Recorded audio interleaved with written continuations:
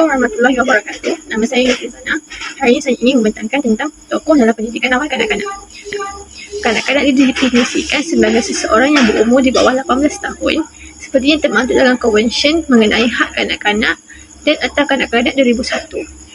Malaysia telah meratifikasi Konvensyen mengenai Hak Kanak-kanak atau Convention of the Right of Child (CRC) pada 17 Februari 1995. Kanak-kanak adalah kumpulan ciri-ciri pembangunan fizikal, mental dan emosional yang unik. Agensi yang ditubuhkan bagi melindungi kanak-kanak antaranya ialah Jabatan Kebajikan Masyarakat JKM yang ditubuhkan pada tahun 1946. Ia bertujuan menjaga kebajikan mereka yang memerlukan berdasarkan 5 teras utama, iaitu perlindungan, pencegahan, pemulihan, pembangunan dan pengintegrasian. Hai, Assalamualaikum. Saya Nasratullah Najwa binti Suhaimi. Di sini kami telah bersetuju untuk memilih tokoh Ibn Khaldun sebagai tokoh dalam kajian kami kali ini.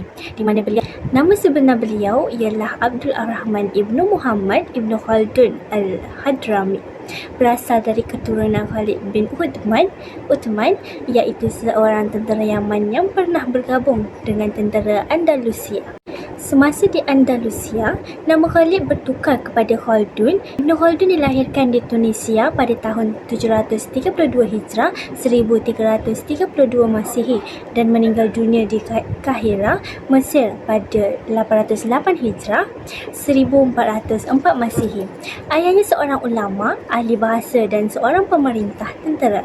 Beliau telah kehilangan ibu dan ayahnya akibat wabak penyakit kusta yang melanda kampungnya. Khaldun, ahli historiografi dan sejarawan Arab abad ke-14, dianggap sebagai pengasas sejarah, sosiologi dan ekonomi moden.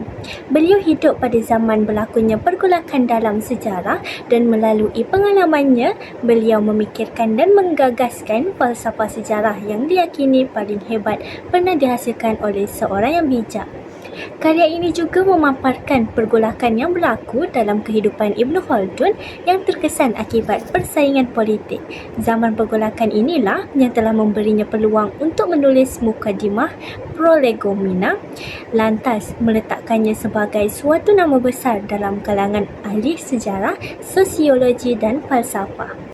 Assalamualaikum warahmatullahi wabarakatuh. Nama saya Aniza binti Ismail, nombor matriks 32320028131. Saya akan menerangkan tentang sumbangan tokoh dalam pendidikan. Poin pertama, penglibatan dalam aktiviti sosial dan politik.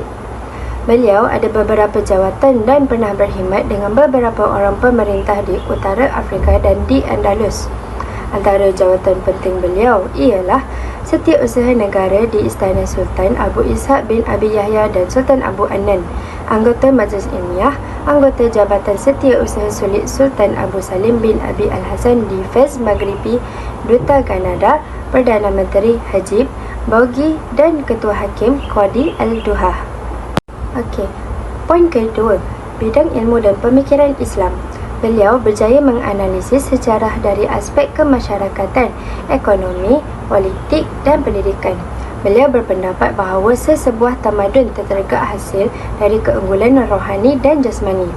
Para sarjana mengiktiraf karya beliau sebagai bahan kajian dan rujukan. Terdapat sebuah negara ilmiah yang berprestij dinamakan sempena nama beliau, iaitu Ibn Khaldun, Chair of Islamic Studies di Universiti Amerika. Poin ketiga, karya agung Ibn Khaldun.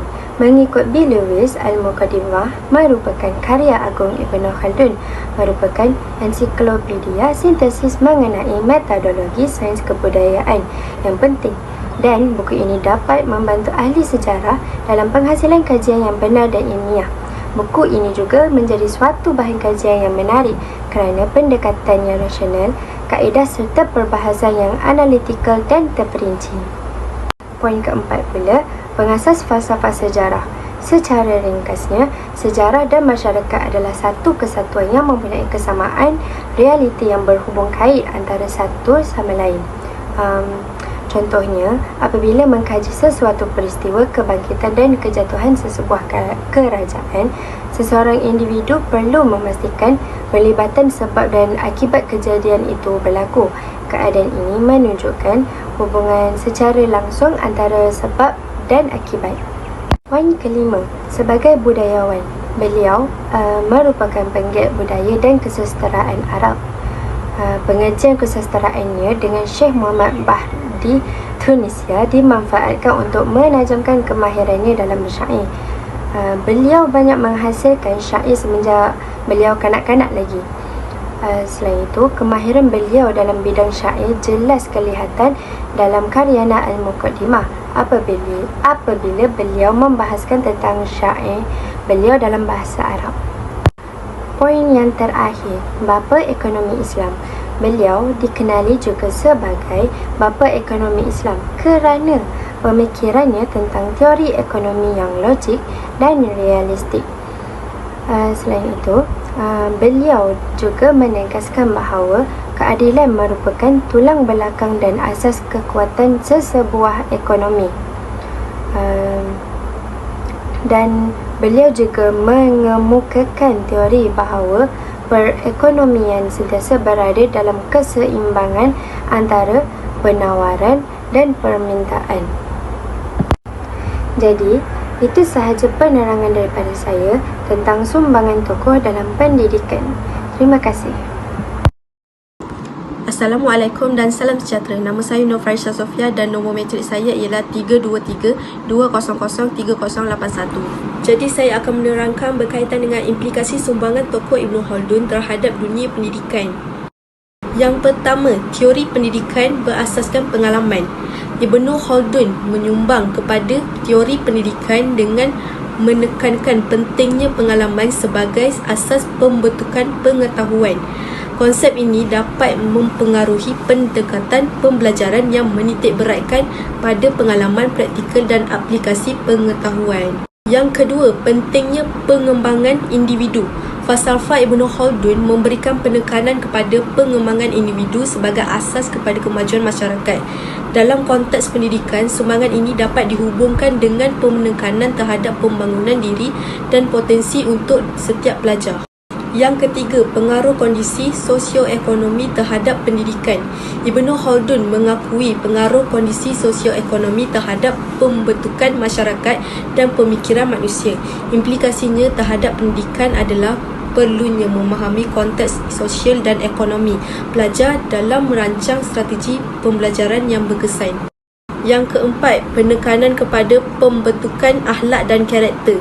Ibn Khaldun menitik beratkan pentingnya akhlak dan karakter dalam pembentukan masyarakat yang berjaya.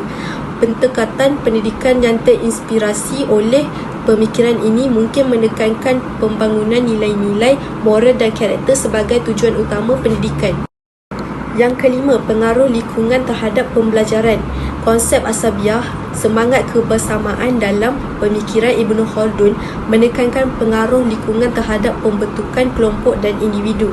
Ini dapat dihubungkan dengan pentingnya mencipta lingkungan pembelajaran yang menyokong kolaborasi dan saling bantu-membantu di kalangan pelajar. Yang keenam, keberlanjutan pendidikan.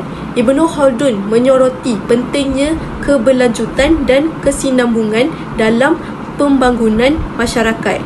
Implikasi ini dalam pendidikan boleh merujuk kepada pentingnya menyusun kurikulum yang merangkumi pengetahuan tradisional dari kontemporari, menjana pemikiran, berterusan dan pembelajaran sepanjang hayat. Kesimpulannya, tokoh dalam bidang falsafah kanak-kanak memainkan peranan yang penting dalam membentuk pendekatan terhadap pendidikan dan pemikiran moral kanak-kanak.